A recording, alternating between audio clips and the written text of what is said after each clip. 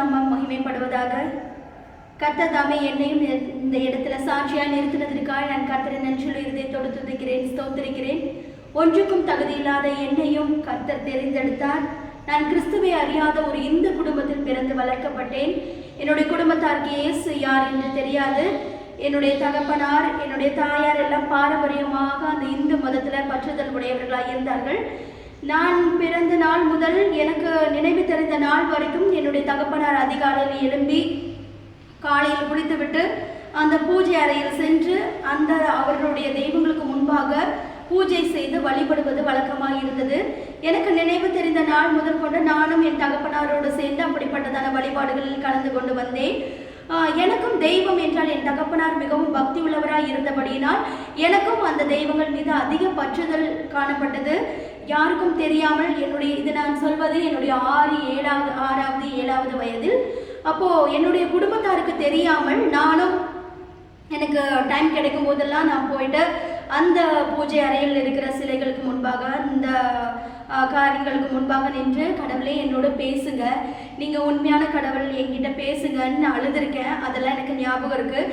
கடவுள் என்கிட்ட பேசணும், அதுதான் என்னோட வாஞ்சை. கடவுள் என்கிட்ட பேசணும், என்னை பார்க்கணும், என்கிட்ட பேசணும், அதுதான் என்னோட இருதயத்தின் வாஞ்சையாக இருந்தது. இப்படியாய் காலங்கள் சென்று கொண்டிருக்கும் போது என்னுடைய 7வது வயதில் என்னுடைய 7வது வயதிலே என்னுடைய வீட்டுக்கு அருகாமையில் ஒரு ஆவிக்குரிய சபை இருந்தது. அந்த சபையிலே கிறிஸ்துவின் வாழ்க்கை வரலாறு என்ற திரைப்படத்தை போட்டார்கள். அப்போ நானும் என்னுடைய கூட இருக்கிறதான என்னோட ஊரில் இருக்கிறதான சிறு பிள்ளைகளுமாய் சேர்ந்து அந்த படத்தை பார்க்க போனோம் ஒரு சாயங்கால வேளையிலே. அப்போ எல்லாருமே இன்ட்ரெஸ்டாக பார்த்துட்டு இருந்தோம். எங்களுக்கு எல்லாமே அது ஜாலியாக இருந்துச்சு. ஆனால் கடைசியில் எங்களுக்கு அந்த படம் என்ன உணர்த்தி கொண்டு இருந்ததுன்னா, இயேசு கிறிஸ்து ஒரு தெய்வம், அவர் இந்த உலகத்தில் மனிதனாய் பிறந்து இந்த மனிதர்களுடைய காரியங்களுக்காக அவர் இந்த உலகத்தில் தெய்வம் மனிதனாய் வந்தார் என்ற காரியத்தை அந்த படம் விளக்கி கொண்டிருந்தது. கடைசியாக இயேசுவின் சிலுவை பாடுகள், அந்த கல்வாரி பாடுகள், அந்த காட்சி வரும்போது என்னை அறியாமலே நான் உள்ளம் உடைந்து தேம்பி அழ ஆரம்பித்தேன். என்னோட கூட இருந்ததான சின்ன பிள்ளைங்க, என்னோட வயசு பிள்ளைங்க எல்லாருமே எல்லாம் சிரிச்சுட்டு பார்த்துட்டு இருந்தாங்க. நான் அழுகிறத பார்த்து அவர்கள் என்னை பார்த்து கிண்டல் பண்ணாங்க. ஆனால் எனக்கு அது தெரியவே இல்லை. ஒரு கடவுளை போட்டு இப்படி அடிக்கிறாங்க, கடவுள் இப்படி நமக்காக இப்படி பலியானாரா அப்படின்னு சொல்லி அந்த 7 வயதில் என்னுடைய இருதயத்தில் அந்த இடத்துல இருதயம் உடைக்கப்பட்டு அழுதேன். அப்போ அன்று இரவு என்னோட வீட்டுக்கு நான் சென்று படுக்கைக்கு சென்று விட்டேன். அந்த இரவு சொப்பனத்திலே அதே கல்வாரி காட்சி எனக்கு வந்தது. அந்த கல்வாரி சிலுவையில் தொங்கிக் கொண்டிருந்ததான இயேசு என்னோட பேசினார். நானே மெய்யான தெய்வன், நானே உனக்காக ஜீவனை தந்ததான இயேசு கிறிஸ்து என்று பேசினார். எனக்கு காலையில் எழும்பின உடனே மிகுந்த சந்தோஷம். ஒரு கடவுள் என்கிட்ட பேசிட்டார். என்னோட சின்ன வயசுலேருந்து என்னுடைய உள்ளத்தின் வாஞ்ச கடவுள் என்கிட்ட பேசணும். அதுக்காக நான் போய் எங்கள் வீட்டில் யாருக்கும் தெரியாமல் போய் நான் என்னுடைய பூஜை அறைகளில் போய் நான் ப்ரே பண்ணது உண்டு. அப்போ அந்த கடவுள் என்னோட பேசினது உடனே எனக்கு ஒரு பெரிய சந்தோஷம். ஆனாலும் என்னுடைய தாய் தகப்பனார் வழிபட்டதான அந்த தெய்வங்கள் மீது எனக்கு அதிக பற்றுதல் இருந்தபடினால் அது எனக்கு ஒரு பெரிய காரியமாக தெரியவில்லை. நாட்கள் அப்படியாக கடந்து போய் கொண்டிருந்தது. கர்த்தர் என் மீது ஒரு நித்திய நோக்கம் வைத்திருந்தார். பக்தி உள்ளவனை கர்த்தர் தமக்காக தெரிந்து கொள்கிறார் என்று சங்கீதத்தில் ஒரு வசனம் இருக்கிறது. என்னுடைய குடும்பம், என்னுடைய தகப்பனார் எல்லாம் பக்தி உள்ளவர்களாக இருந்தபடினால், என்னையும் அந்த பக்தியில் வளர்த்தபடினால் கர்த்தர் என்னையும் தெரிந்து கொண்டார். ஒரு நாள் நான் இப்படியாக என்னுடைய வீட்டுக்கு அருகாமையில் இருக்கிறதான அந்த ஆலயத்துக்கு நான் சென்று வருவேன் என்றால் என்னுடைய தகப்பனாருக்கு நாங்கள் சர்ச்சுக்கு போகிறதோ பைபிள் படிக்கிறதோ இது மாதிரி எந்த காரியமும் அவருக்கும் பிடிக்காது. வீட்டில் இயேசுங்கிற பேரை உச்சரிக்கக்கூடாது. என்னுடைய தாய் வழியில் இருந்ததான ஒரு சொந்தக்காரர் ஒருவர் இயேசுவை ஏற்றுக்கொண்டு அந்த ஆலயத்துக்கு சென்று கொண்டிருந்தார். அது நிமித்தமாக அவரை எங்களோட வீட்டுக்கு என்னுடைய தகப்பனார் வரக்கூடாதுன்னு சொல்லிட்டாங்க. நாங்களும் அவங்க வீட்டுக்கு போகக்கூடாது. ஏன்னா அவங்க அதாவது இயேசு அப்படிங்கிறது ஒரு கீழ் ஜாதியின் தெய்வம் அப்படிதான் என்னுடைய சொந்தக்காரர்களுக்கு, என்னுடைய தகப்பனுக்கு எல்லாம் மைண்டில் வந்ததான ஒரு காரியம் அதுதான். அதனால் உள்ளத்தின் ரீதியாக அவர்களை ஒதுக்கி விட்டார்கள். அவங்க வீட்டில் போய் சாப்பிட மாட்டாங்க, குடிக்க மாட்டாங்க, அவங்கள எதுக்குமே முன்பாக வைக்க மாட்டாங்க. ஆனால் எனக்கு அந்த இயேசு கிறிஸ்துவ மீது உள்ளதான அன்பு ஒவ்வொரு நாளும் வளர ஆரம்பித்தது. அப்போ நானும் அந்த மாமா வீட்டுக்கு சென்று இயேசுவை பற்றி நான் கேட்டு அந்த பைபிள்லாம் படித்துவிட்டு வருவேன். இப்படியாக நான் ஆலயங்களுக்கு செல்கிறேன். என்னுடைய தகப்பனாருக்கு தெரியாமல் ஆலயங்களுக்கு போகிறேன், பைபிள் படிக்கிறேன். இப்படியெல்லாம் தெரிஞ்ச உடனே என்னுடைய தகப்பனார் ஒரு நாள் என்ன செய்தார், ஒரு சாட்டையால் சவுக்கால் என்னை அடித்தார். என்னுடைய கால்கள் எல்லாம் ரத்தம் ஒழுகினது.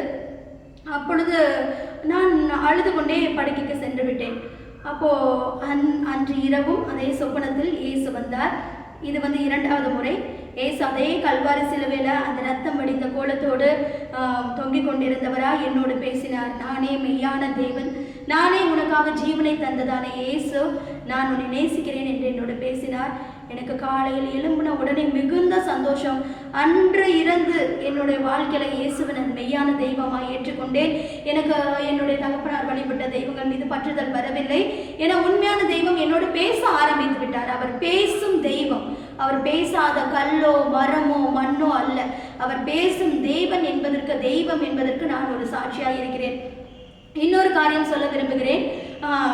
வேதத்தில் ஒரு வசனம் இருக்கிறது, சிறு பிள்ளைகள் என்னிடத்தில் வருவதற்கு இடம் கொடுங்கள், தடை பண்ணாதிருங்கள், பரலோக ராஜ்யம் அப்படிப்பட்டவர்களுடையது என்ற வசனம். அதன்படியாய் சிறு பிள்ளையாய் இருந்த இயேசு, அது என்னையே இயேசு நேசித்தார். எனக்கு ஒன்றுமே தெரியாது, நான் அது விளையாட்டு பிள்ளையாக இருந்தேன். ஆனால் இயேசு பேசுகிறதான சத்தம் என்னோட காதுகளில் அந்த வயதிலிருந்து கேட்டுக்கொண்டிருந்தது. எனக்கு டான்ஸ்னால் ரொம்ப பிடிக்கும், பாட்டுனா ரொம்ப பிடிக்கும். எல்லாரும் சொல்லுவாங்க, நான் என்ன ஆக போகிறேன்னு கேட்கும்போது நான் சொன்னேன், நான் பெரிய பாட்டுக்காரி ஆகணும், அதாவது சினிமாவில் நான் பாட்டு பாடணும்னு சின்ன வயசுலேருந்து சொல்லிட்டு இருப்பேன். ஆனால் நான் ஒரு நாள் சர்ச்சுக்கு போகும்போது அங்கே பாடுற இயேசுவின் பாடலை முதல் முறையாக நான் கேட்டேன். அது எனக்கு ஒரு 9 வயசு இருக்கும். அங்கே பாடுகிறதான பாடலை கேட்ட உடனே என்னுடைய உள்ளத்துக்குள்ளே ஒரு பெரிய மகிழ்ச்சி. நான் அதிகமாக சினிமா பாட்டெல்லாம் கேட்டுட்டு இருந்தேன். அந்த சந்தோஷம், அந்த மகிழ்ச்சி எனக்குள்ளே வரல. ஆனால் அந்த சபையில் அவர்களை ஆராதிக்கிறதான விதம், அவர்கள் தேவனை தொழுது கொள்கிறதான விதம் என்னை கவர்ந்து கொண்டது, என்னுடைய இருதயத்தை கவர்ந்து கொண்டது. அவர்கள் தேவனை ஆராதித்ததான அந்த பாடல்கள், அவர்கள் ஆராதித்த விதம் என்னை மிகவும் ஆண்டவருடைய அன்புக்குள்ளாக நிறுத்தி கொண்டிருந்தது. அப்படியா என்னுடைய வாழ்நாள் கடந்து கொண்டிருந்தது. நான் என்னோடய ஸ்கூல் படிப்புலாம் நான் நல்லா படிக்க மாட்டேன். நான் ஒரு டல் ஸ்டூடெண்ட் தான். ஆனால் ஏசப்பாவை என்னுடைய இருதயத்தில் ஏற்றுக்கொண்டதுக்கப்புறம் கர்த்தர் எனக்கு ஞானத்தை தந்தார், எனக்கு கிருபையை தந்தார். என்னோடய ஸ்கூலில் நான் பாட்டு போட்டி, பேச்சு போட்டி, கட்டுரை போட்டி, மற்ற எல்லா இதுலேயுமே ஒரு முதல் மாணவியாக வர்றதுக்கு ஆண்டவர் எனக்கு கிருபை செய்தார்.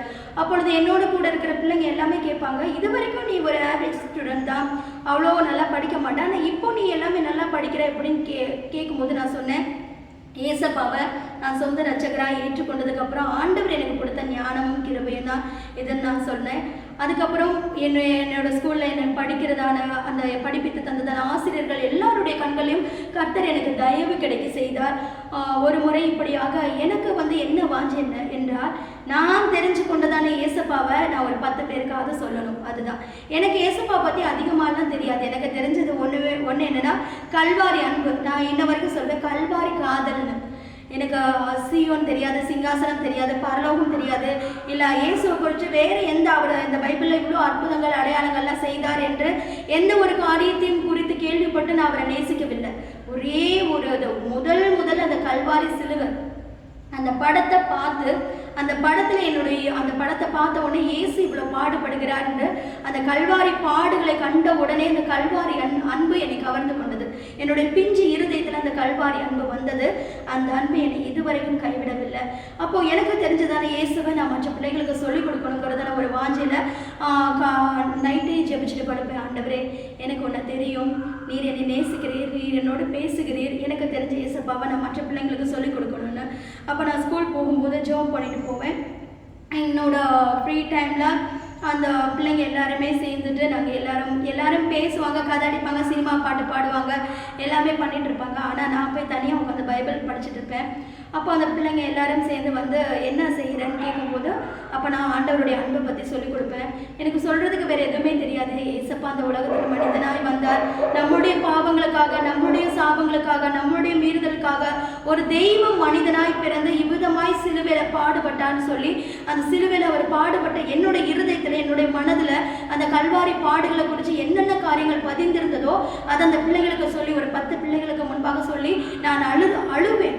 நான் டெய்லி அழுவேன். அது டெய்லி நான் அதை தான் சொல்லிக் கொடுப்பேன். ஆனால் டெய்லி அழுவேன். அப்போ அந்த பிள்ளைங்களும் சேர்ந்து அழுவாங்க. அவங்க சொல்லுவாங்க, நாங்கள் ஏன் அலறோம்னு தெரியாது, ஆனால் நீ அலறனால நாங்களும் அலறோம்னு. அப்போ நான் பிள்ளைங்களுக்கு சொல்லிக் கொடுத்தேன், டெய்லியும் சொல்லிக் கொடுக்கறது, ஏசப்பா உலகத்தில் மனுஷனாக வந்தார், அவர் நம்மளுடைய பாவங்களுக்காக, சாபங்களுக்காக, மீறுதலுக்காக இப்படியெல்லாம் பாடுபட்டான்னு சொல்லி அழுதுருக்கேன். அப்போ டெய்லியும் நான் அந்த பிள்ளைங்களுக்கு நான் சொல்லுவேன். அப்போது இப்படி தான் என்னுடைய ரட்சி, அதாவது இயேசு கிறிஸ்துவை பற்றி சொன்னதான காரியங்கள் இந்த காரியங்கள் தான், அவரோட கல்வாரி பாடுகளை மட்டும்தான் நான் பிள்ளைங்களுக்கு சொல்லிக் கொடுத்தேன். அப்படியாய் தேவன் என்னுடைய இருதயத்தில் ஒரு வாஞ்சியை தந்தார். ஆண்டவர் ஒரு சின்ன சின்ன காரியங்களுக்காகவும் நான் ஜெபிக்க ஆரம்பித்தேன். எனக்கு ஜெபிக்க தெரியாது, ஏன்னா நான் வந்து சண்டேலாம் சர்ச்சுக்கு போக முடியாது. என்னுடைய தகப்பனார் நான் சர்ச்சுக்கு போகிறேன்னு சொன்னால் அடிச்சிருக்காரு, அதனால பயந்துட்டு சர்ச்சுக்கெல்லாம் போக முடியாது. அப்போ வீட்லேயே நான் இருக்கும்போது கொஞ்சம் கொஞ்சமாக ஆண்டவர் எனக்கு ஜெபிக்க கற்றுக் கொடுத்தார். எனக்கு ஜெபிக்க தெரியாது, வீட்டில் ஜெபம் பண்ணவும் முடியாது. நான் இரவு ஒரு 2 மணிக்கு 3 மணிக்கெல்லாம் ஏசப்பா என்னை எழுப்பி விடுவார். எழுப்பி விட்டு இப்படியெல்லாம் ஜெபம் பண்ணுன்னு சொல்லி கொடுப்பார். இன்னொரு காரியம், வீட்டில் முழங்கால் போட்டு கூட ஜெபிக்க முடியாது. நான் படுத்துக்கொண்டே எவ்வளோ நாளை என்னுடைய படுக்கையில் நான் படுத்துக்கொண்டு ஜெபித்திருக்கிறேன். நானும் என் இயேசுவும். காலையில் எழுப்பி பார்த்தா என்னோட பில்லோ எல்லாம் நனைஞ்சிருக்கும். எனக்கு ஜெபிக்க தெரியாது, ஆனால் ஏசப்பா எதுக்கு எல்லா காரியங்களுக்கும் ஜெபம் பண்ண சொல்லி கொடுத்தார். அப்போ இன்னொரு விஷயம் என்னென்னா, என் வீட்டில் எனக்கு பைபிள் படிக்க முடியாது. என்னுடைய தகப்பனார் பைபிளை பார்த்துட்டார் அப்படின்னா அந்த பைபிளை எடுத்து எரிச்சிருவார், அதை கிழிச்சிருவார், காலில் போட்டு மிதிப்பார், இல்லைன்னா அதை கிழிச்சு கொண்டு போய் பக்கத்தில் இருக்கிற கிணத்துக்குள்ளே போட்டு வந்துடுவார். அப்போது என்னால் வீட்டில் பைபிள் படிக்க முடியாது. எனக்கு பைபிள் படிக்கணும்னு ஆசை, ஆனால் என்னால் பைபிள் படிக்க முடியல. எனக்குன்னு சொந்தமாக ஒரு பைபிளும் இல்லை. அப்போது நான் 9th படிக்கும்போது எனக்கு ஒரு புதிய ஏற்பாடு கிடச்சிச்சு. நான் பைபிள் படிக்கணும்னா நான் 1 கிலோமீட்டர் நடந்து போய் என்னுடைய மாமா வீட்டில் போய் ஒரு ஈவினிங் டைம் ஒரு 10 அதிகாரம் படிச்சுட்டு வருவேன். எனக்கு அப்போ பழைய ஏற்பாடுலாம் படிக்க தெரியாது, புதிய ஏற்பாடு பைபிளில் படிச்சுட்டு வருவேன். அந்த வசனத்தோடு அன்னைக்கு ஆண்டவர் என்னோட பேசுவார். என்னோட ஃப்ரெண்டு யாராக இருந்தாங்க அப்படின்னு சொன்னால் அது இயேசுவாக தான் இருந்தாங்க. என்னோட பேசுறது, எனக்கு எல்லாம் சொல்லிக் கொடுக்கறது, என்னை வழி நடத்துறது எல்லாமே. அப்போ ஆண்டவர் என்னுடைய இருதயத்தில் வந்ததுக்கப்புறம் எனக்கு பெரிய சந்தோஷம், சமாதானம். ஆண்டவர் சீக்கிரமாக வரப்போகிறார், ஆண்டவருடைய ராஜ்யத்தில் பரலோகத்தில் நான் போகணும், அப்படி ஒரு வாஞ்சை என்னுடைய இருதயத்தில் இருந்தது. ஒரு நாள் நான் ஒரு 10th படிக்கும்போது பக்கத்தில் இருக்க ஒரு பவர் ரூமுக்கு நான் என் பிள்ளைங்களோட சேர்ந்து போயிட்டு நானும் அந்த ஸ்பின்னிங் மில்லில் வேலை செய்யணும் அப்படின்னு ஒரு ஆசை இருந்தது. சும்மா விளையாட்டுக்காக போயிட்டு அந்த போன அடுத்த நாளே என்னோடய கை வந்து அந்த மிஷினில் மாட்டி கை 2ஆக உடஞ்சிருச்சு. கையெல்லாம் ரொம்ப திரும்பி அந்த தலையெல்லாம் போய் அந்த மிஷினில் அடித்து என்னோடய எலும்புகள் எல்லாம் முறிவுப்பட்டது. என்னை டாக்டர்கிட்ட கூட்டிகிட்டு போனாங்க. டாக்டர்கிட்ட கூட்டிகிட்டு போல அந்த கை கட்டுறதான எலும்பு முறிவு அந்த சித்த மருத்துவர்கிட்ட கூட்டிகிட்டு போனாங்க. அங்கே போனோன்னா அவங்க எண்ணெய் கட்டெல்லாம் கட்டி என்னோடய கையை கட்டி விட்டுட்டாங்க. 3 மாதம் அந்த எண்ணெய் கட்டில் கட்டி இருந்தபோது 3 மாதம் கழிச்சு திருப்பி எக்ஸ்ரே எடுத்து பார்க்கும்போது அந்த கை கூடலை, ஒவ்வொரு எலும்பும் தனித்தனியாக மாற்றி கூடிடுச்சு. திரும்ப ஈரோடுன்னு ஒரு இடத்துக்கு கூட்டிகிட்டு போய் அங்கே திரும்பவும் அந்த எண்ணெய் கட்டும்போது என்னோட கையை 2ஆக முடிச்சாங்க. ஏன்னா 2 எலும்பு ஒன்றா சேர்ந்துருச்சு, இன்னொரு எலும்பு தனியாக நிற்குது. அப்போ அந்த கையை திருப்பியும் முறிச்சு அவங்க கட்டி விட்டாங்க. திருப்பி முறிச்சு கட்டின போது இன்னொரு ஒரு எலும்பும் ஜாயிண்ட் ஆயிடுச்சு, அடுத்த எலும்பு தனியாக நிற்கிது. அப்போது இப்படிப்பட்டதான சூழ்நிலையில் நான் ஒரு 6 மாதம் இப்படிப்பட்டதான கஷ்டத்தில் நான் போயிட்டு இருந்தேன். நான் 10th படிச்சுட்ருக்கேன். அப்போது என்னுடைய குடும்பத்தில் எல்லாம் மிகுந்த கஷ்டம் என் நிமித்தமாக. அடுத்தது ஒரு 6 மாதத்துக்கு அப்புறம் டாக்டர்கிட்ட போனோம். டாக்டர் சொல்லிட்டாங்க, உள்ள எலும்புலெல்லாம் சீல் வச்சிருச்சு, இந்த கையை ஆப்ரேஷன் பண்ணி தான் எடுக்கணும், இதுக்கு மேலே ஒன்றும் பண்ண முடியாதுன்னு சொல்லிட்டாங்க. அதே இடத்துல என்னுடைய தகப்பனாருக்கு முன்பாக நான் முழங்கால் போட்டு ஜெபித்தேன். ஆண்டவரே, நீ ஜீவனுள்ள மெய்யான தேவன், நான் உன்னை வந்து நேசிக்கிறேன் ஏசப்பா, நீங்களே என்னை நேசிக்கிறீங்க. இந்த கைக்கு ஆப்ரேஷன் பண்ணவே கூடாது, டாக்டர்ஸ் அந்த கத்தி என்னோட கையில் படவே கூடாது, நீர் எனக்கு ஒரு அற்புத சுகம் தர வேண்டும் என்று நான் ஜெபித்தேன். ஒரு பெரிய டாக்டர் வந்தார். அவர் எனக்கு சொன்னார், மாவு கட்டு போடுங்க சரியாக போயிடும்னு சொல்லிட்டு போயிட்டாரு. மீதி 4 டாக்டர்ஸ் எல்லாம் வேறு வேறு காரியங்கள் சொன்னார். ஆனால் அவர் சொன்ன காரியத்தை இந்த மாவு கட்டு போட்டோம். ஆனாலும் எனக்கு தெரியும், அந்த டாக்டர் சொன்னாங்க இது போட்டதுக்கப்புறம் பார்க்கலாம், இல்லைன்னா ஆப்ரேஷன் பண்ணணும்னு சொல்லிட்டாங்க. இப்போ ஒரு நாள் நான் இப்படியான மாதங்கள் கடந்து போனது. நான் ஒரு நாள் என் வீட்டில் ஜெபித்து கொண்டிருந்தேன். வானத்தை நோக்கி பார்த்து வெளியே நான் இருந்து ஜெபித்து கொண்டிருக்கும்போது வானத்தை நோக்கி பார்த்து அழுது ஜெபித்து கொண்டிருந்தேன். ஆண்டவரே, நான் 10th படிக்கிற எல்லா பிள்ளைங்களும் ஸ்கூல் போகிறாங்க, நான் ஒரு 3 மாதமாக ஸ்கூல் போகலை, நான் அடுத்த எக்ஸாம் எப்படி எழுத போகிறேன்னு சொல்லி அழுதுட்டு வானத்தை நோக்கி ஜெபிச்சுட்டு இருந்தேன். வானத்திலிருந்து ஒரு சத்தம் எனக்கு வந்தது, ஒரு பாட்டு பாடி கையை அடித்து நீ ப்ரே பண்ணி பாட்டு பாடுன்னு. அப்போ நான் சாதாரணமாக அந்த பாட்டை பாடி எனக்கு ஆண்டவர் அபிஷேகம் தந்திருந்தார். அந்த அபிஷேக வரத்தினால் நிறையப்பட்டிருந்தபடினால் அந்த பாடலை பாடும்போது என்னை அறியாமலே நான் என்னுடைய கைகளை உயர்த்தி அடிக்க ஆரம்பித்தேன். நான் நல்ல ஆவில் நிறைய ஆரம்பித்தேன். இது என்னோட அம்மா பார்த்து கொண்டே இருந்தாங்க. எங்கள் அம்மாவுக்கு இந்த அனுபவம் எல்லாம் புதுமையாக இருந்தது. அன்றையிலிருந்து ஆண்டவர் எனக்கு ஒரு அற்புத சுகம் தந்தார். போய் அடுத்தது எக்ஸ்ரே எடுத்து பார்க்கும்போது கை நல்லா ஆயிடுச்சு. அவங்க சொன்ன டைம், டாக்டர் கொடுத்த டைம் வேறு. கர்த்தர் எனக்கு அற்புதம் சுகம் கொடுத்த நாள் அந்த நாள்.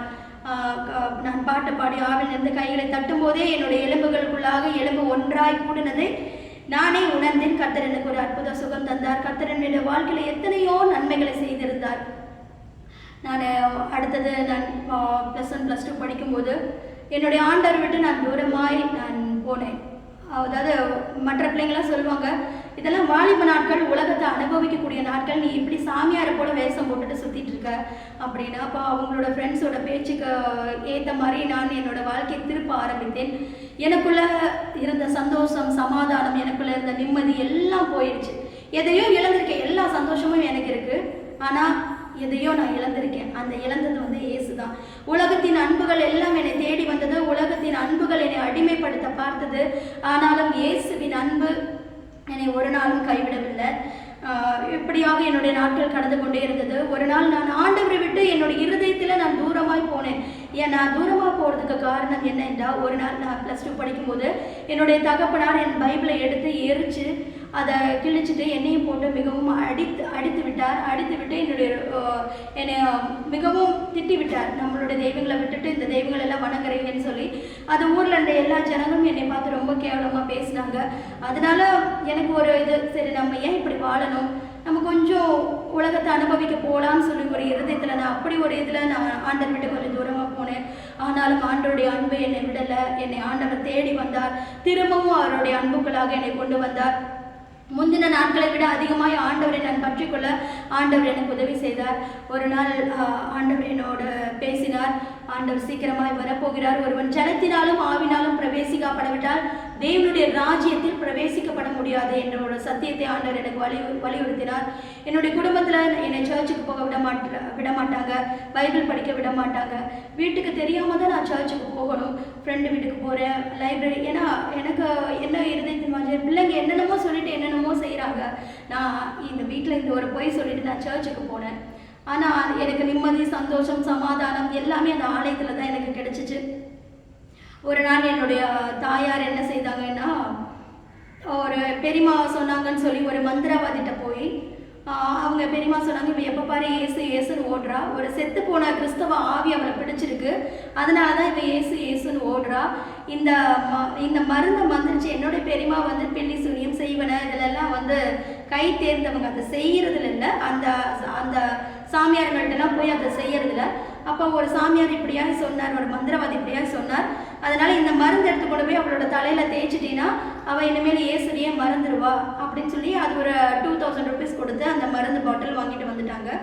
அப்போது ஒரு நாள் நான் இப்படி சர்ச்சுக்கு போகிறேன்னு சொல்லும்போது என்னுடைய அம்மா என்னை அடித்து, நான் சைக்கிளில் தான் போவேன், அப்போது என்னோடய சைக்கிள்லாம் பூட்டி வச்சுட்டாங்க. என்னை அடித்து அந்த மருந்து எடுத்து என்னோடய தலையிலெல்லாம் தடவிட்டு, இனி நீ உன் வாழ்க்கையில் இயேசுவையே மறந்துடுவ, அந்த கிறிஸ்தவ ஆவி உன்னை பிடிச்சிருக்கிறதுனால நீ இப்படி நடந்துட்டுருக்கன்னு சொல்லி எல்லாமே என்னோடய தலையில் தேய்ச்சி விட்டாங்க. கொஞ்சம் நேரம் கழிச்சு நான் திரும்பி, சரி நீங்கள் அடிச்சிட்டிங்களா, நீங்கள் தேய்ச்சிட்டிங்களா, இன்றைக்கி ஒரு நாள் நான் சர்ச்சுக்கு போயிட்டு வரேன், என்னை விட்டுருங்கன்னு சொல்லி நான் அடி வாங்கிட்டு இங்கேருந்து வீட்டில் இருந்து ஒரு 2 கிலோமீட்டர் தூரம் அந்த சர்ச் இருக்குது. நான் அப்படியா ஓடி போனேன். சைக்கிள் இல்லை, பஸ்ஸுக்கு அப்போ காசு இல்லை. அப்போது நான் ஓடி அழுதுகிட்டே போனேன். ஏசப்பா, இவங்க சொல்கிறதான காரியத்தின்படி நான் உன்னை மறந்துடக்கூடாது, நான் உன்னை நேசிக்கிறேன், நீர் என்னை நேசிக்கிறீர் ஆண்டவரேன்னு. அப்போ எனக்கு என்ன வாஞ்சுன்னா, 9 மணிக்கு சபை ஆராதனை ஆரம்பிக்குதுன்னா ஒரு 5 நிமிஷத்துக்கு முன்னாடியாவது நம்ம போய் உட்காந்துடணும், ஆண்டவரை ஆராதிக்கணும், பாட்டு பாடணும்னு. அப்போ அன்றைக்கி நான் சைக்கிளும் இல்லை, பஸ்ஸும் இல்லை, நான் ஓடிட்டே இருந்தேன், நான் நிற்கவே இல்லை எந்த இடத்துலையும். அந்த இருதயத்தில் வாஞ்ச ஆண்டவரை போய் தேடணும், இன்றைக்கி ஞாயிற்றுக்கிழமை ஆராதனை, ஆண்டவரோட சமூகத்துக்கு முன்னாடியே போகணும்னு. அன்றைக்கி நடந்தது என்ன காரியம் என்றால், ஒரு காரியத்தின் நிமித்தமாக ஒரு 10 நிமிஷம் லேட்டாக அந்த சர்ச் ஆரம்பிச்சு.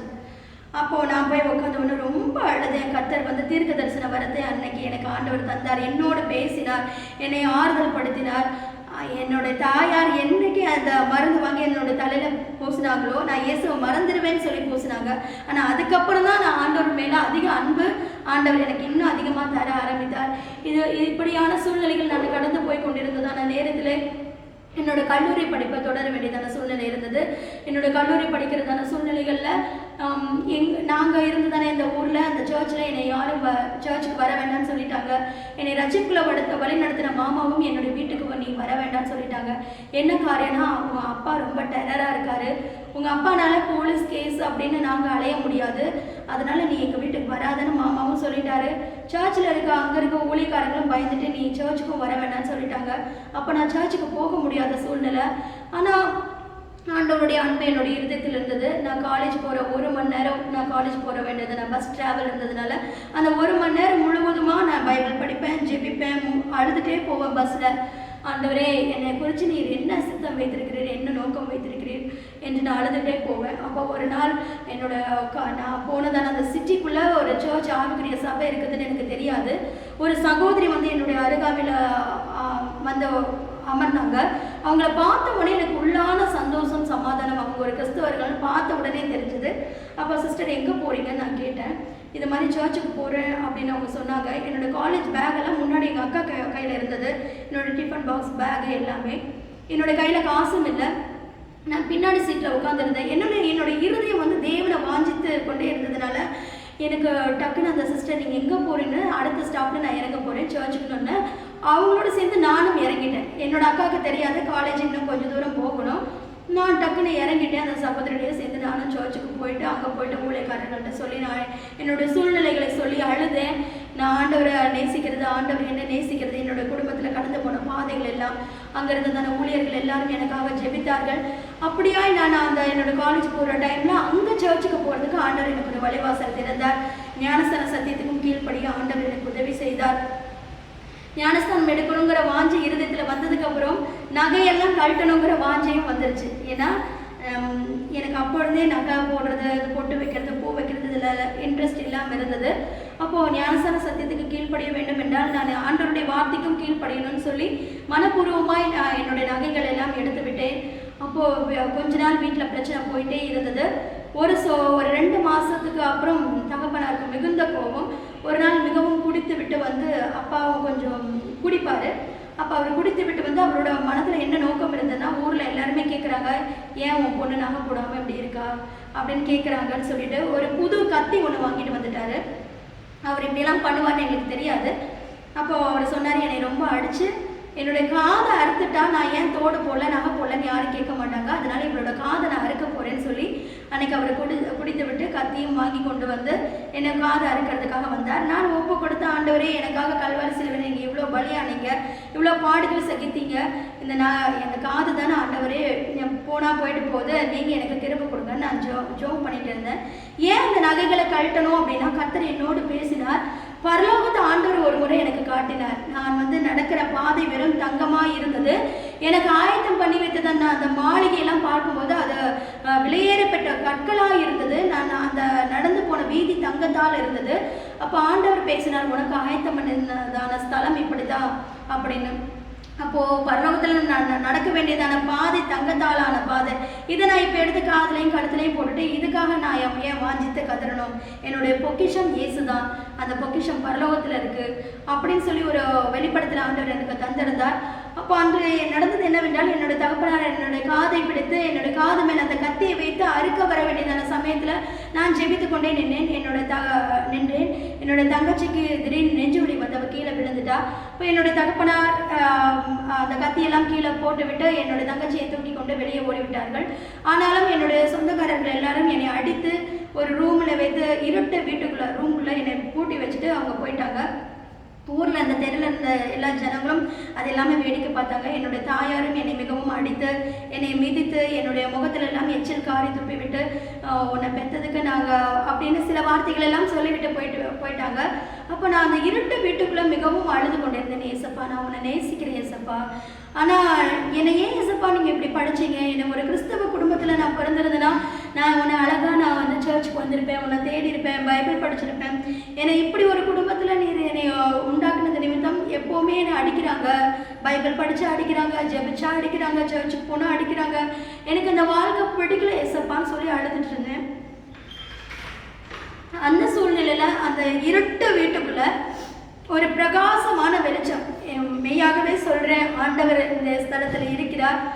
அந்த இருட்டு வீட்டுக்குள்ள எல்லாரும் என்னை அடித்து அந்த பூட்டினதான அந்த சந்தர்ப்பத்திலையும் அந்த ஒரு பிரகாசமான வெளிச்சத்தை அந்த ரூம்ல நான் உணர்ந்தேன்.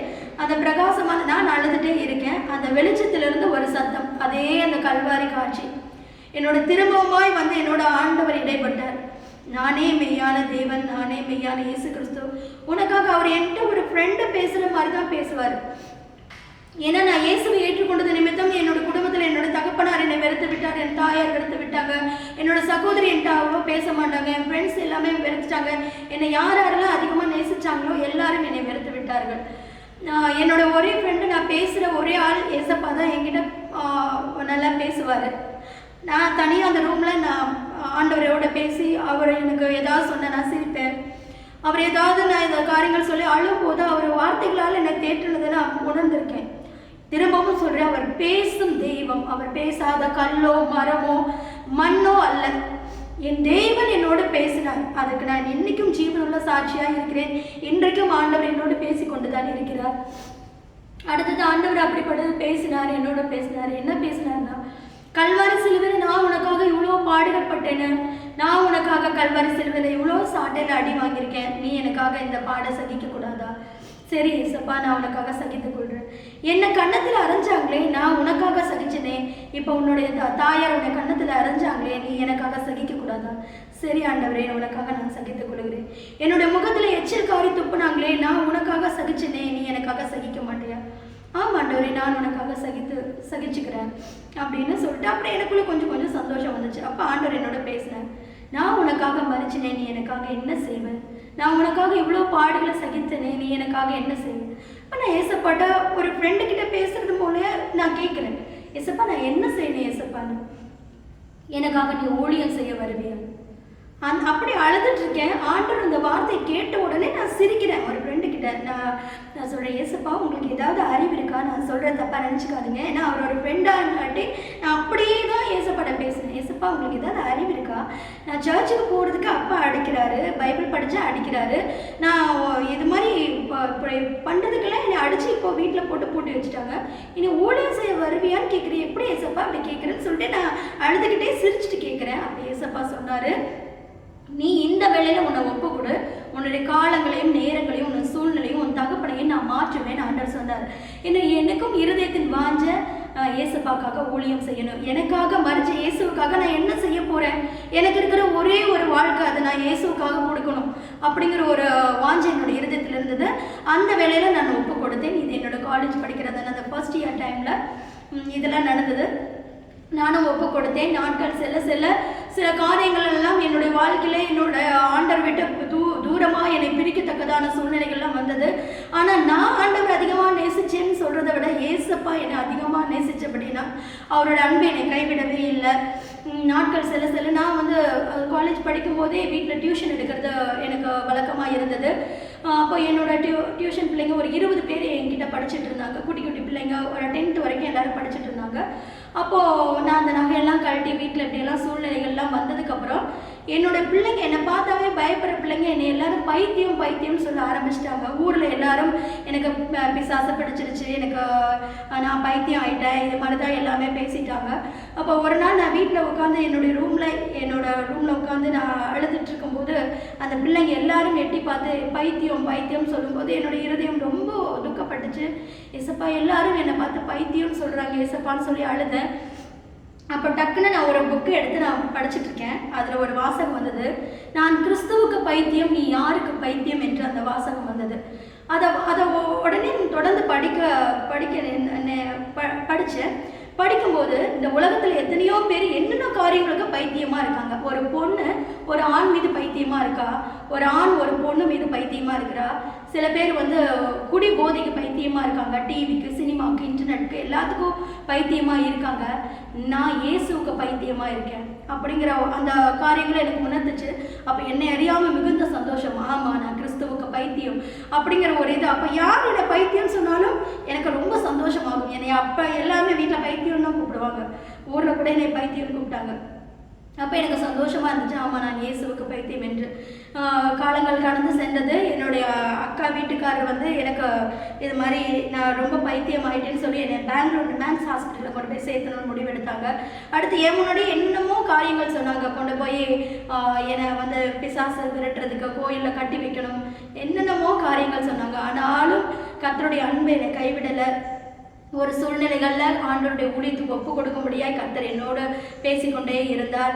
நான் ஸ்கூலில் பிள்ளைங்களுக்கும் ஆண்டவரை பற்றி சொல்கிறது வழக்கமாக இருந்தது. அதன் மூலமாக ரட்சிக்கப்பட்ட ஒரு சகோதரியும் நானுமாய் சேர்ந்து கர்த்தருடைய முழு நேர ஊழியத்துக்கு என்று எங்களை ஒப்பு கொடுக்க முடியாது அர்ப்பணித்தோம். சூழ்நிலைகள் அப்படி இருந்தபடியினால் நான் வீட்டுக்கு தெரியாமல் தான் எல்லாம் செய்ய வேண்டியதாக இருந்தது. என்னை ஒரு 10 நாள் வீட்டில் ஹவுஸ் அரெஸ்ட் பண்ணிட்டாங்க. நான் வீட்டை விட்டு எங்கேயும் வெளியே போக முடியாது, நான் எதுவுமே செய்ய முடியாது. அந்த ரூமில் நான் என்னை அடைத்து தான் வைத்திருந்தாங்க. ஆனால் ஆண்டவருடைய ஊழியம் செய்யணுங்கிறதான வாஞ்ச விருப்பத்திலையும் கர்த்தர் எனக்கு ஒரு வழிவாசல் திறந்தார். என்னுடைய காலேஜில் கான்வெகேஷன், அந்த டிகிரி கொடுக்குற ஃபங்க்ஷன் அப்போ நானும் என்னுடைய ஃப்ரெண்டுமா சேர்ந்து நான் அந்த காலேஜில் டிகிரி வாங்க போகல. நான் ஆண்டவருடைய ஊழியத்தை செய்யும்படியாக முழு நேர ஊழியத்துக்கு ஒப்பு கொடுக்க முடியாது நான் வந்து விட்டேன். 14 வருடங்களாக கர்த்தருடைய வீட்டில் நான் முழு நேரமாய் ஊழியம் செய்ய ஆண்டவர் எனக்கு உதவி செய்தார். இதற்கப்புறம் என்னுடைய வாழ்க்கையில் நடந்ததான காரியங்களை நான் உங்களுக்கு சொல்லுகிறேன். கர்த்தர் எனக்கு ஒரு வாக்குத்தத்தம் செய்திருந்தார். நான் உன் குடும்பத்தை ரட்சிப்பேன், உன்னுடைய தகப்பனாரை ரட்சிப்பேன் என்று எனக்கு வாக்குத்தத்தம் செய்திருந்தார். ஊழியத்தில் வந்து அவர் 5வது வருடத்தில் என்னுடைய தகப்பனாருக்கு ஹார்ட் ப்ராப்ளம் வந்தது. அது வந்து ஒரு சீரியஸ் கண்டிஷனில் இருந்தார். அவர் மரித்து விடுவார் என்ற ஒரு சூழ்நிலை இருந்தது. ஆனாலும் கர்த்தர் எங்களோட ஜெபத்தை கேட்டு அவருக்கு ஆயுசு நாட்களை கூட்டி தந்தார். நாங்கள் ஜெபித்தோம். ஆண்டவர் வந்து என்னுடைய தகப்பனாரை தொட்டார். அவர் சொன்னதான காரியம், நான் எத்தனையோ தெய்வங்களை வழிபட்டேன், எந்த தெய்வமும் என்னிடம் வந்து பேசலை.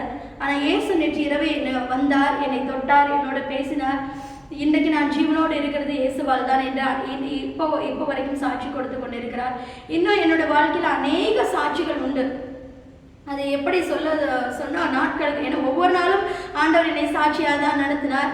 ஆண்டவர் எனக்கு செய்ததான அற்புதங்கள் அநேகம், அதையெல்லாம் சொல்ல காலம் போதாது. ஆனாலும் சில காரியங்களை நான் சொல்லுகிறேன். ஊழியத்தின் பாதையில் ஆண்டவருடைய அன்பு ஒன்று தான் என்னை கைவிடாமல் இருந்தது. என்னுடைய குடும்பத்தில் யாரும் ரட்சிக்கப்படவில்லை, அந்த ஒரு ஏக்கம் எனக்கு இருந்தது. நான் ஜெபித்து கொண்டிருந்தேன். கர்த்தர் எனக்கு சில காரியங்கள் எல்லாம் உணர்த்தினார். ஆண்டவருக்காக நம்ம நிற்கும் போது ஆண்டவர் நமக்காக எல்லா காரியங்களும் செய்வார் என்று. அவர் பொய்யுரையாத சத்தியமுள்ள தேவன் என்பதற்கு இன்றைக்கு நான் சாட்சியாக இருக்கிறேன். என்னுடைய அக்கா, என்னோட பெரியம்மா பொண்ணுக்கு வந்து இயேசுனாவே பிடிக்காது. அவள் வந்து இந்த தெய்வங்கள் மீது அதிக பற்றுதல் உடையவளாக இருந்தபடியெல்லாம் மண் சோறு சாப்பிட்றது, அங்க பிரதர்ஷனம் பண்ணுறது, அது மாதிரி அந்த தெய்வங்கள் மீது அதிக பற்றுதல் உடையவளாக இருந்தாள். ஒரு நாள் அவளுக்கு ஹார்ட்டில் ஏதோ பிரச்சனை, அவள் ஜெர்மன் போயிட்டா. ஜெர்மனியில் இருக்கும்போது அவளுக்கு ஆப்ரேஷன் தியேட்டருக்கு கொண்டு போய் அவளுக்கு ஆப்ரேஷன்லாம் முடிகிற டைமில் அவள் மறிச்சு விட்டா. அப்போ அவள் கோமா ஸ்டேஜில் இருக்கிறான்னு முதல்ல எங்களுக்கு கால் வந்ததுனால நானும் ஃபாஸ்டிங் போட்டு ப்ரே பண்ணேன். ஆண்டவரே, சந்ததி எல்லாமே ரட்சிப்பேன்னு சொன்னீரே ஆண்டவரே, இன்னைக்கு இந்த சூழ்நிலை இப்படி இருக்குன்னு.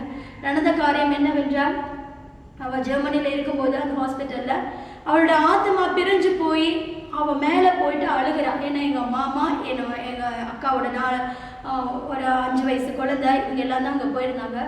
அப்போ இவளோட ஆத்மா பிரிஞ்சு போய் அது எல்லாரையும் பார்க்குது. ஆனால் அவளோட கண்ணுக்கு எல்லாரும் தெரியுறாங்க, யாருக்கும் அவளை வந்து யாரோட கண்ணுக்கும் தெரியல. வளரா, எல்லாரும் மாமாவும் பாப்பாவும் அலறது எல்லாமே பார்த்துருக்கா. ஆனால் அவளால் உணர முடிஞ்சது, ஆனால் அவளை யாரும் காண முடியல. இவளோட ஆத்மா மேலே எடுத்துக்கொள்ளப்படும் போது அவள் போய் அவள் வணங்கின எல்லா தெய்வங்களும் பேரிட்டு கூப்பிட்டா. ஆனால் ஒரு தெய்வங்களும் அவளுக்கு பதில் தரலை. ஏசுக்கிட்ட போய் அவள், இயேசுவே எனக்கு என்னோட ஆயுசு நாட்டில் திரும்ப தாங்க, நான் அந்த பூமிக்கு திரும்ப போகிறேன்னு சொல்லி அந்த ஆத்மா கதறும்போது ஆண்டவர் வந்து அவளோட பேசினாராம். அது சில காரியங்கள்லாம் அவள் சொல்லும்போது உண்மையாலுமே தேவன் ஜீவிக்கிற தேவன் என்பதை நீங்களும் உணர்ந்து கொள்வீர்கள். அவளுடைய ஆத்மா திரும்பவுமாய் அவளோட சரீரத்துக்குள்ளே வந்தது. அவள் 2 நாள் கழித்து முதல்ல எனக்கு தான் ஃபோன் எடுத்து சொன்னான். இது மாதிரி நான் மறைச்சிட்டேன், என்னோட ஆவி பிரிஞ்சு, என்னோட ஆத்மா பிரிஞ்சு போனது. நான் வணங்கின எல்லா தெய்வங்களையும் கூப்பிட்டு நான் கதறினேன், ஆனால் ஒரு தெய்வமும் எனக்கு பதில் தரவில்லை. நீ எனக்காக ஜெபிக்கிற, நீ அடிக்கடி சொன்னதுனால இயேசுவை நோக்கி கூப்பிட்டேன். இயேசு என்னோட வந்து பேசினார். நீ திரும்பமாக பூமிக்கு திரும்பிப்போ, எனக்கு நீ சாட்சியாக இரு ஆண்டவர் சொன்னார். அப்படியா என்னுடைய ஆத்மா திரும்பவும் என்னோட சரீரத்துக்குள்ளாக வந்தது. இன்றைக்கும் நான் சாட்சியாக இருக்கிறேன் என்று சொல்லி அவள் அந்த தேசத்தில் ஞானஸ்தானம் எடுக்கவும் கர்த்தருடைய ஆலயத்துக்கு போகவும் ஆண்டவர் அனுகிரகம் செய்தார். இது மாதிரி அந்த ஒரு காரியம் மட்டும் இல்லை, என்னுடைய குடும்பங்களில் ஆண்டவர் எத்தனையோ அற்புதங்களை அதிசயங்களை அடையாளங்கள் செய்திருக்கிறார். கடைசியாக ஒரு காரியத்தை சொல்லுகிறேன். என்னுடைய தகப்பனார் என்னுடைய வீட்டில் நான் அந்த பைபிள் படிக்க முடியாது. என்னுடைய 10 வயசுலேருந்து நான் அந்த பைபிள் படிக்கணும்னா எனக்குன்னு ஒரு சொந்த பைபிள் இருந்தது. அந்த தோட்டத்தில் ஒரு ஆடு கட்டுற ஒரு பட்டி இருக்கும். அந்த பட்டிக்குள்ளே ஒரு கவரில் வச்சு இந்த பைபிளை உடைச்சி வச்சுட்டு ஈவினிங் ஆனால் நான் போய் ஸ்கூல் விட்டு வந்ததுக்கப்புறம் அந்த பைபிளை படிச்சுட்டு வருவேன். ஏன்னா என்னோடய வீட்டில் நான் முதலே சொன்னது போல் என்னுடைய தகப்பனார் பைபிள் எடுத்து எரிச்சிருவார், கிழிச்சிருவார், மிதிச்சிருவார். என் வீட்டில் நான் மட்டும்தான் ஜெபிக்க முடியும். இப்போ 10 வயசில் நான் அழுது ஜெபிச்சிருக்கேன். ஆண்டவரே, இந்த வீட்டை ஜெப வீடாக மாற்ற மாட்டீங்களா? இந்த வீட்டில் பைபிள் படிக்க முடியாதா? இந்த வீட்டில் பைபிளே வைக்க முடியலையேன்னு அழுதுருக்கேன். அப்போது ஆண்டவர் அந்த ஜெபத்தெல்லாம் கேட்டார். இப்போ நடந்த காரியம் என்னவென்றால் 25 வருஷத்துக்கு அப்புறம் என் குடும்பத்தில் ஆண்டவர் ஒரு பெரிய ரட்சிப்பை தந்தார். இன்னைக்கு என்னோட வீட்டிலேயே ஒரு வராண்டால ஒரு சர்ச் நடக்கிறதுக்கு ஆண்டவர் உதவி செய்தார். எந்த பைபிளை எடுத்து என்னோட தகப்பனார் எழுத்தாரோ அதே அந்த சர்ச்சுக்கு வர எல்லாருக்குமே என் தகப்பனாரே அந்த பைபிள் எடுத்து எல்லாருக்கும் ஃப்ரீயாக கொடுக்கறதுக்கு ஆண்டவர் உதவி செய்தார். ஜெபிக்கவே முடியாத இந்த வீட்டில் இன்னைக்கு ஒரு 30 பேர் 20 பேர் கூடி ஜெபிக்கிற அளவுக்கு ஆண்டவர் அற்புதங்களை செய்தார். என்னுடைய தகப்பனாருக்கும் ஒரு வாழ்க்கையில் அவன் என் குடும்பமாக ஞானஸ்தானம் எடுத்துக்கொள்ளவும் ஆண்டோடைய சத்தியத்தில் வழி நடக்கவும் ஆண்டவர் அனுகிரகம் செய்தார். இந்த சாட்சியை கேட்டுக்கொண்டிருக்கிற உங்கள் எல்லாருக்கும் நான் என்ன சொல்கிறேன் அப்படின்னா, எனக்கு இருக்கிற ஒரே ஒரு வாழ்க்கை, அந்த வாழ்க்கையை இயேசுக்காக ஒப்பு கொடுக்கணுங்கிறது தான் நான் ஒப்பு கொடுத்து இந்த ஊழியம் செய்ய வந்தேன். எத்தனையோ வாலிப பிள்ளைங்க இந்த உலகத்தில் அழிஞ்சு போகிறாங்க. பாவத்திலையும் சாபத்திலையும் மனுஷனுடைய அன்பை நினச்சி மனுஷனுடைய அன்புக்காக ஏங்கி இந்த உலகத்தில் தன்னுடைய உயிரவே மாய்த்து கொள்கிறார்கள். ஆனால் நான் சொல்கிறேன், அம்மா அப்பா சொந்த பந்தம் ஒரு ஒரு காதலன் காதலி ஒரு கணவன் மனைவி இந்த அன்பு எல்லாமே மாயையான அன்பு, நிரந்தரமான அன்பு இல்லை. இதெல்லாம் மாறி போகிற அன்பு. ஆனால் நித்தியமான அன்பு, நிரந்தரமான அன்பு, அது மாறாத இயேசு கிறிஸ்துவோட கல்வாரி அன்பு என்பதை மட்டும் நான் சொல்லிக் கொள்கிறேன். வருத்தப்பட்டு பாரம் சுமக்கிறவர்களே, நீங்கள் எல்லோரும் என்னிடத்தில் வாருங்கள், நான் உங்களுக்கு இளைப்பாறுதல் தருவேன் என்றதான இயேசு நிச்சயமாய் உங்களுக்கு இளைப்பாறுதல் தருவார். என்னுடைய சரீரத்திலையும் எவ்வளவோ வியாதிகள், பலவீனங்கள், கஷ்டங்கள் வந்தது.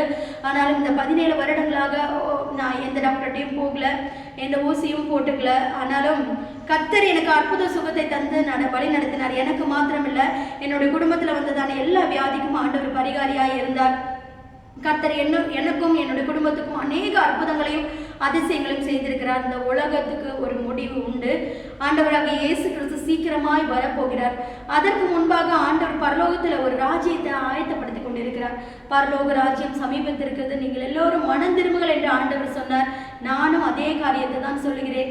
இந்த சாட்சியினூடாக நான் என்ன சொல்ல வருகிறேன் என்றால், என்னோட வாழ்க்கையில இயேசு என்னை சந்தித்தார், என்னோடு பேசினார். அவர் பேசும் தெய்வம். அதற்கு அவர் பேசும் தெய்வம் என்பதற்கு நான் சாட்சி. இன்றைக்கும் ஒவ்வொரு சூழ்நிலைகளும் ஆண்டவர் என்னோடு பேசாவிட்டால் இன்னைக்கு நான் அந்த உலகத்தில் வாழ்ந்திருக்கவே முடியாது. கர்த்தர் எங்களோடு பேசுகிறார், எங்களை ஆற்றுகிறார், ஒரு தாயை போல தேற்றுகிறார். ஆண்டவர் சீக்கிரமாய் வரப்போகிறார். உங்களுடைய வாழ்க்கையில எவ்வளவு பிரச்சனைகள், சோதனைகள், போராட்டங்கள், இல்லை மரணம்தான் முடிவுன்ற ஒரு இதில் இருப்பீங்களானா நீங்கள் உங்களோட வாழ்க்கையை ஆண்டவருக்கு ஒப்பு கொடுங்க. நிச்சயமா ஆண்டவர் உங்களுக்கு ஒரு அற்புதத்தை செய்வார். பரலோக ராஜ்யம் சமீபமாக இருக்கிறது.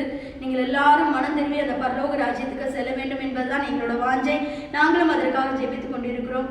கர்த்தருடைய பரிசுத்த நாமம் மகிமைப்படுவதாக. ஆமென். Praise the Lord.